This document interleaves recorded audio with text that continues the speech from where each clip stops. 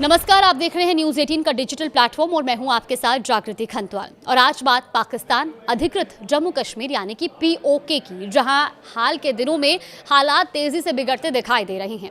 जिस इलाके को पाकिस्तान दुनिया के सामने शांत और सामान्य बताने की कोशिश करता रहा है, वही अब लोग सड़क पर उतरकर आजादी की मांग कर रहे हैं। लेकिन इन मांगों के जवाब में उन्हें गोलियां मिल रही हैं।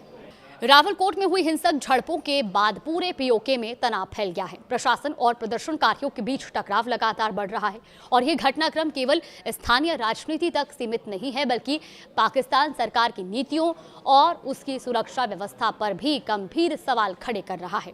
रविवार को रावलकोट में प्रदर्शनकारियों और सुरक्षा बलों के बीच हुई झड़प में कई लोगों की मौत हो गई, जबकि बड़ी संख्या में लोग घायल हुए हैं। अब उपलब्ध आंकड़ों के अनुसार मृतकों में पुलिसकर्मी और आम नागरिक दोनों शामिल हैं। हालांकि स्थानीय पत्रकारों, सामाजिक कार्यकर्ताओं और कुछ मानवाधिकार संगठनों का यह भी दावा है कि मरने और घायल होने वालों की वास्तविक संख्या सरकारी आंकड़ों से कहीं अधिक हो सकती है। अब इस बीच जो वीडियो सामने आ रही है वो भी ये बयान करते हैं कि हालात की गंभीरता क्या है। इन वीडियो के आधार पर ये आरोप भी लगाए जा रहे हैं कि पीओके में प्रदर्शनकारियों के खिलाफ सख्त कार्रवाई की जा रही है। अब सवाल यह है कि आखिर ये विरोध प्रदर्शन किस बात को लेकर है।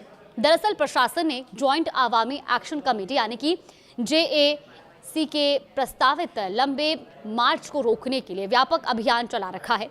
और ये मार्च भीमबर से शुरू होकर मीरपुर, कोटली और पुंछ के रास्ते मुजफ्फराबाद पहुंचने वाला था। प्रदर्शनकारियों की योजना विधानसभा के बाहर धरने देने की थी, लेकिन प्रशासन ने मार्च की अनुमति देने से इनकार कर दिया। इसके साथ ही आंदोलन से जुड़े कई नेताओं और कार्यकर्ताओं को हिरासत में ले लिया गया। अब बताया जा रहा है कि 200 से अधिक लोगों को पूछताछ और सुरक्षा कारणों का हवाला देकर गिरफ्तार किया गया और कई स्थानीय नेता गिरफ्तारी से बचने के लिए अंडरग्राउंड हो चुके हैं। लेकिन इसके बावजूद आंदोलन थमता नजर नहीं आ रहा। प्रशासनिक सख्ती के बावजूद विरोध की आवाजें लगातार उठ रही हैं। मुजफ्फराबाद, रावलकोट, मीरपुर, भीमबर और अन्य इलाकों में लोगों ने प्रदर्शन किए। कई स्थानों पर बाजार बंद रहे और यातायात भी प्रभावित हुआ। प्रदर्शनकारियों का यह भी कहना है कि वो अपने अधिकारों और राजनीतिक प्रतिनिधित्व के लिए संघर्ष कर रहे हैं। और अब बात करते हैं विवाद की जड़ की। दरअसल ये विरोध किसी एक दिन या एक घटना का परिणाम नहीं है, ये लंबे समय से जमा हो रहे असंतोष का नतीजा है।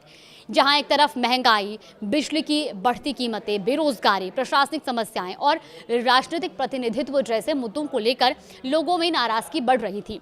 अब JAC ने इन मुद्दों को लेकर समर्थन हासिल किया और हाल के महीनों में संगठन ने विधानसभा में शरणार्थियों के लिए आरक्षित सीटों को समाप्त करने जैसी मांगों को भी प्रमुखता से उठाया। यही मांगे अब सरकार और संगठन के बीच टकराव का प्रमुख कारण बन गई हैं और इन घटनाओं के बाद मानवाधिकारों को लेकर भी सवाल उठने लगे हैं। अब सामने आए वीडियो और रिपोर्ट के बाद कई मानवाधिकार संगठनों ने स्थिति पर चिंता जताई और उनका यह भी कहना है कि राजनीतिक असहमति को केवल सुरक्षा और कानून व्यवस्था के मुद्दे के रूप में देखना और हालात को जटिल बना सकता है। इन संगठनों ने प्रदर्शनकारियों के खिलाफ की गई कार्रवाई और बड़े पैमाने पर हुई गिरफ्तारियों पर भी सवाल उठाए हैं।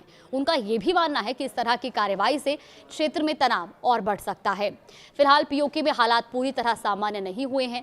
यहाँ पहले भी विरोध प्रदर्शन होते रहे हैं और हर बार प्रशासन और सेना की कार्रवाई चर्चा का विषय बनी रही है।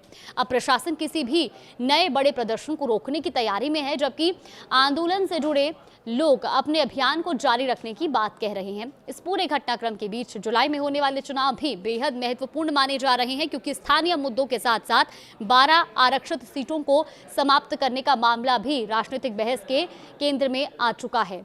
वहीं राजनीतिक पर्यवेक्षकों का यह भी मानना है कि अगर जनता की आर्थिक और राजनीतिक मांगों का समाधान नहीं निकाला गया तो यह असंतोष भविष्य में और बड़े आंदोलन का रूप ले सकता है। यानी पीओके में पैदा हुआ ये संकट अब केवल कानून व्यवस्था का मामला नहीं रहा, ये शासन, राजनीतिक प्रतिनिधित्व और नागरिक अधिकारों से जुड़ा एक बड़ा राजनीतिक मुद्दा बनता जा रहा है। फिलहाल सबसे बड़ा सवाल यही है कि क्या पाकिस्तान सरकार इस बढ़ते असंतोष का राजनीतिक समाधान खोज पाएगी या फिर टकराव और गहराएगा। इस पर आगे भी कोई अपडेट आएगा तो आप तक जरूर साझा करें।